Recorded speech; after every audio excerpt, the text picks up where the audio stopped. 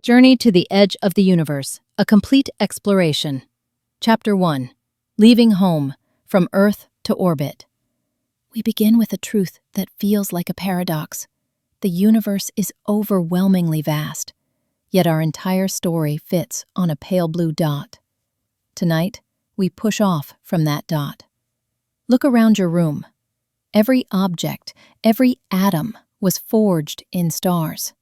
We are made of stardust and questions. Our vehicle is the speed of light, nature's ultimate limit. And our guide is time itself. As we climb through the atmosphere, city lights fade, and Earth reveals itself, a glowing marble of blues and whites, one breathable world in an ocean of vacuum. The International Space Station drifts past like a slow ballet, proof that we can build homes where no air exists. Below, thunderstorms flash like neurons. Above, the sky turns from cobalt to velvet. In orbit, motion is survival.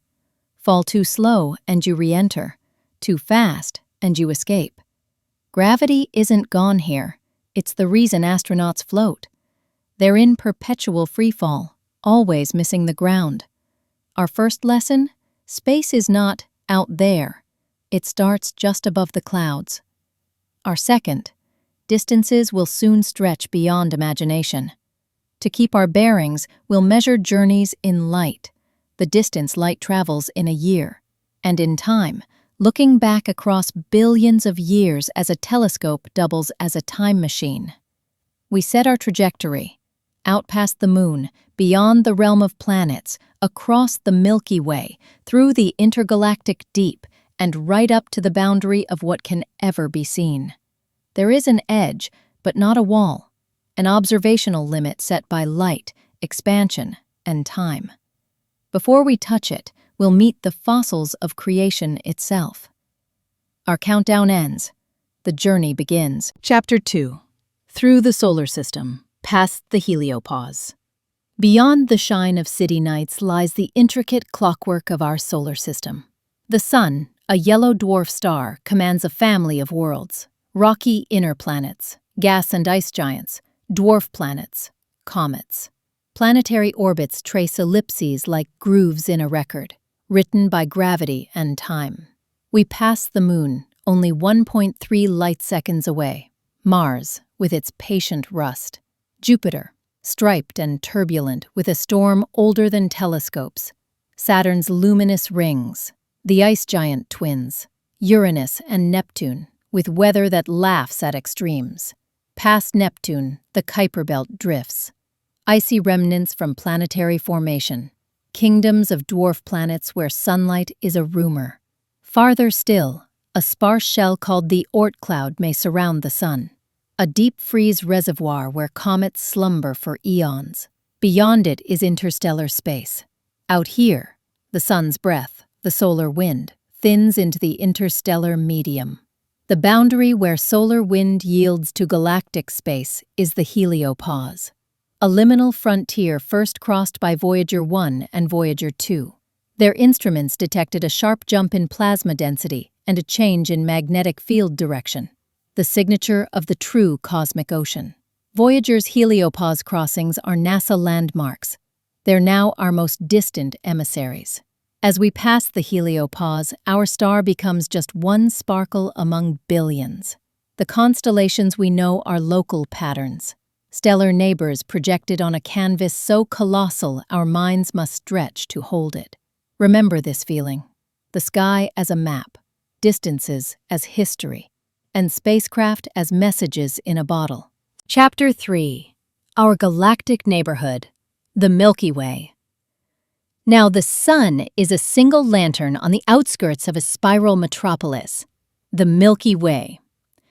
We inhabit a spur of the Orion Arm, circling the galactic center roughly once every 230 million years.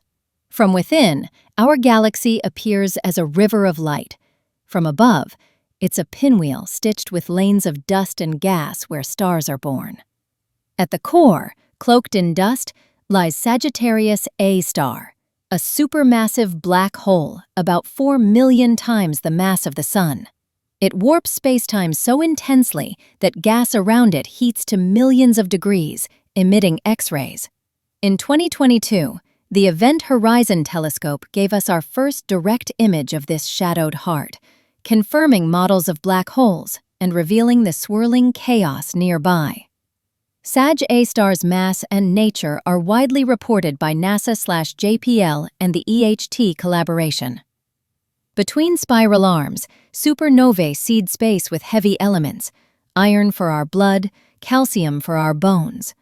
Star clusters drift like families. Nebulae glow with infant suns. The Milky Way is not static, but alive.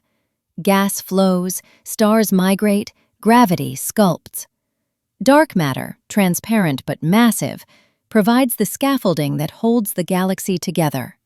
We pass the glittering arch of the disk into the halo, where ancient globular clusters orbit like bees around a hive.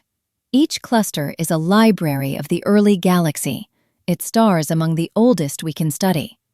Threaded through it all is the unseen, a halo of dark matter whose presence we infer from how fast stars orbit and how galaxies cling together. From this height, the night sky's constellations dissolve into true relationships.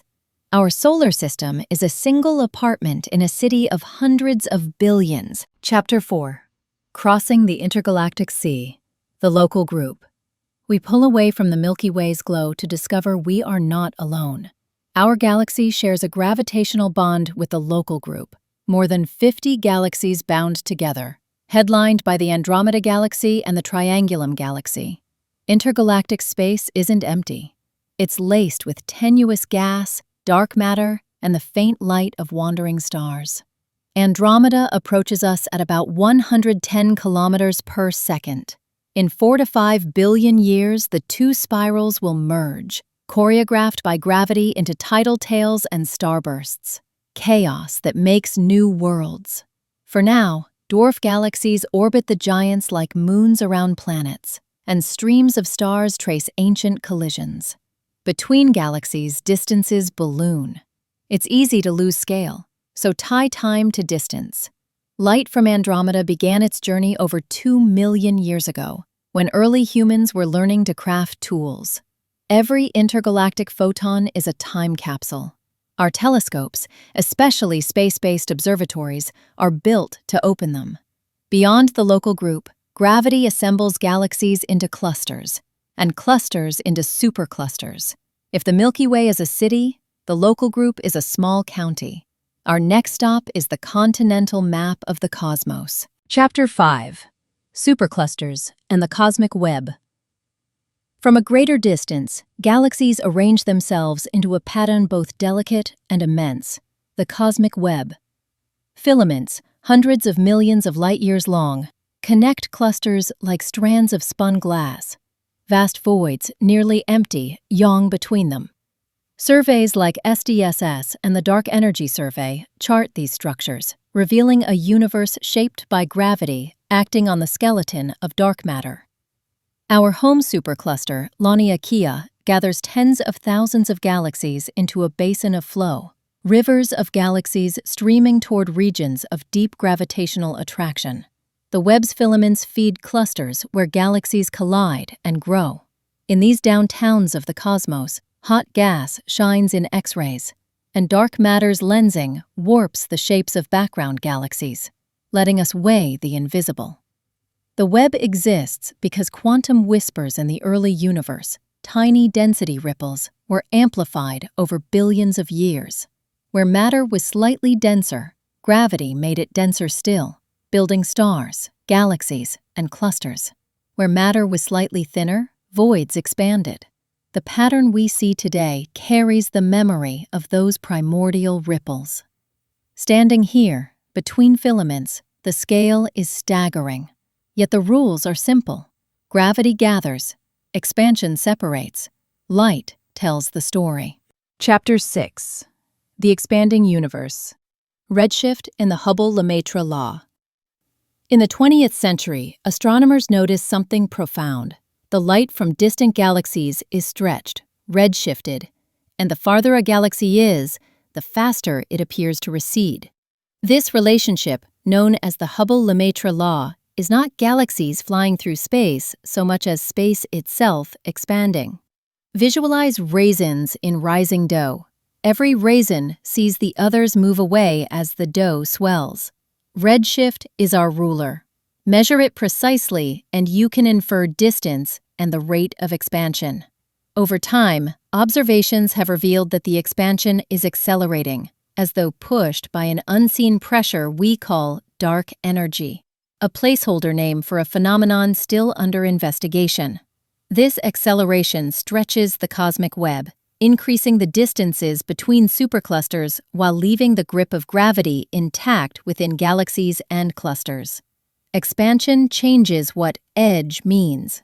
There's no center and no boundary in a classical sense, but there is a limit to what light can have reached us since the universe began. That limit defines the observable universe, not the whole universe, just the portion we can see. The farther we look, the younger the universe appears, until galaxies blur into embryonic clumps. Eventually, we reach a veil, a wall of light from when the cosmos turned transparent. To glimpse it, we must look not in visible light, but in microwaves, the afterglow of the Big Bang. Chapter 7: First Light. The Cosmic Dawn and Reionization. Roll the clock back to the first few 100 million years. After the Big Bang, the universe cooled, atoms formed, and darkness fell. A time called the Cosmic Dark Ages. Gravity gathered gas into the first stars and galaxies. When those first suns ignited, their ultraviolet light reionized the hydrogen fog, transforming the universe from opaque to transparent. Across intergalactic scales, with infrared eyes, the James Webb Space Telescope, JWST, is probing this era, finding surprisingly mature star-forming galaxies and even rare multi-galaxy mergers within the universe's first billion years. These results suggest that small, numerous galaxies likely drove reionization by carving out ionized bubbles that grew and overlapped, clearing the haze. New observations continue to refine how fast galaxies assembled and how quickly black holes grew in these early times. This is the frontier where theory and observation meet. Each faint smudge Webb reveals is a message from the young cosmos, how stars first lit the darkness, how galaxies built their scaffolds, and how the universe transitioned from a cold fog to a luminous architecture of light. Chapter 8: Echo of Creation. The Cosmic Microwave Background.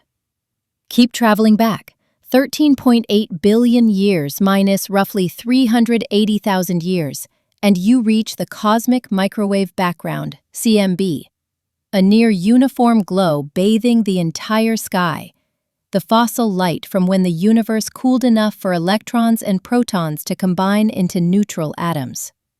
Before this moment, the cosmos was an opaque plasma where photons scattered constantly. After, light could travel freely. We see that surface of last scattering today stretched into microwaves by expansion. The CMB isn't perfectly smooth. It has tiny temperature variations, about 1 part in 100,000, that encode the seeds of all structure. Satellites and experiments have mapped these fluctuations with exquisite precision, allowing scientists to infer the universe's ingredients and its early physics. The patterns match a picture where quantum fluctuations, magnified by a brief, rapid expansion called inflation, became the blueprint for the cosmic web we see now. Missions like ESA's Planck have tightened these constraints, turning a faint hiss into a cosmic Rosetta Stone. When we stare into the CMB, we're looking at the baby picture of everything, the afterglow of a universe becoming transparent, carrying forward whispers that gravity translated into galaxies. Chapter 9: Horizons, Particle versus Cosmic Event Horizon. At last, we arrive at the edge people often imagine, but the cosmos draws more than one boundary.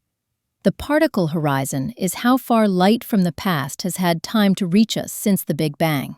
That distance, today in co-moving terms, is about 46.5 billion light-years in every direction, giving an observable sphere approximately 93 billion light-years across.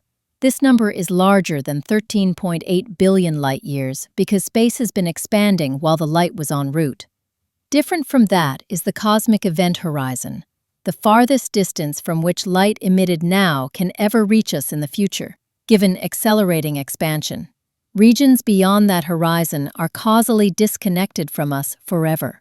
No signal sent today can cross that divide to arrive here.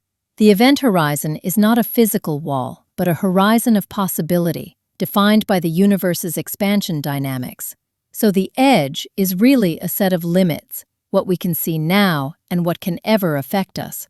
Beyond these horizons, the universe may go on, perhaps infinitely. Our maps end not because reality stops, but because light and time do. Chapter 10. Beyond the Edge. What we may find. We've reached the limits of observation. What lies beyond is inference and imagination guided by physics. On the far side of our horizons, the cosmic web likely continues. More filaments, more voids, more galaxies we will never meet. Perhaps the laws and constants are the same everywhere. Perhaps in some grander framework there are regions with different parameters. We do not know. What we do know, the universe is expanding. Structure forms from gravity acting on primordial ripples, and the afterglow of creation matches our deepest models.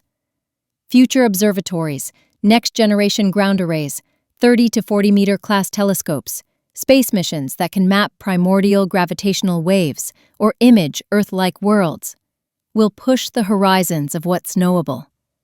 The edge will retreat, not because the universe changes, but because our questions sharpen. Return home with a renewed sense of scale. The edge of the universe is not a cliff. It's a horizon we carry with us, a reminder that curiosity is a propulsion system. We are the species that found patterns in the dark and turned them into meaning. If the universe is a story, we are its readers and its authors, writing the next chapter with every question we dare to ask.